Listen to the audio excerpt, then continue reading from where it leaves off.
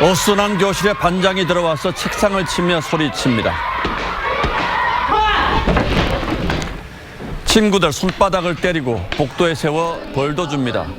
이문열의 소설 우리들의 일그러진 영웅에는 선생님의 신임을 등에 업고 가전 위세를 부리는 초등학교 반장이 등장합니다.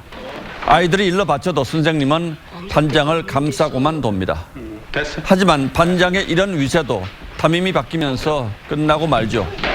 새 담임에게 매를 맞고 도망치듯 학교를 떠납니다. 윤흥길 소설 완장은 저수지 관리인이 된 건달 이야기입니다. 감독이라고 쓴 완장을 차면서 사람이 바뀝니다. 걸핏하면 다른 사람을 패고 행패를 부립니다. 하지만 권력을 쥔 진짜 주인은 완장 뒤에 숨어 있고 완장은 머슴 푼수에 지나지 않습니다.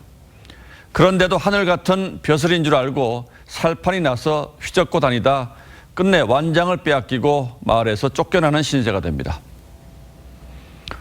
최강욱 열린민주당 대표가 30분쯤 재판을 받다가 불쑥 일어나서 당 행사에 가야 한다며 재판 중단을 요구했답니다.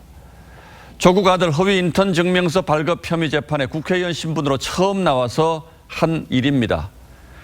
그런 요구가 얼마나 이례적이고 무리한 것인지는 변호사 출신인 최 대표 스스로가 너무나도 잘 알고 있을 겁니다. 하지만 그는 국민에게 입장을 말하는 게 더 빠른 순서라고 했습니다. 재판정에서는 피고인의 아래 위가 없고 갑과 을도 있을 수 없죠. 그런데도 그는 국회의원의 정당 대표니 나는 여느 피고인과는 다른 존재라고 주장하는 듯합니다. 그는 비례대표로 당선된 직후 세상이 바뀌었다는 것을 확실히 느끼도록 갚아주겠다고 했습니다. 첫 재판에 출석하면서는 이미 시민들의 심판은 이루어졌다고도 했죠. 마치 재판부 들으라고 하는 말 같습니다. 그는 국회에서 검찰, 법원을 담당하는 법사위를 지망했다고 합니다.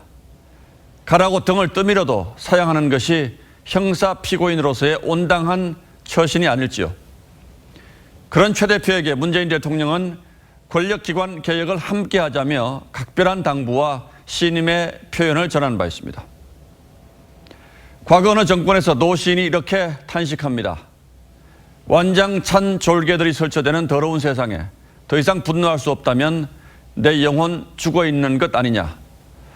죽은 시인의 사회에서 차라리 떠나자.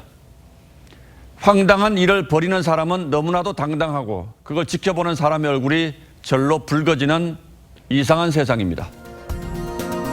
6월 3일 앵커의 시선은 차라리 부끄럽습니다. 였습니다.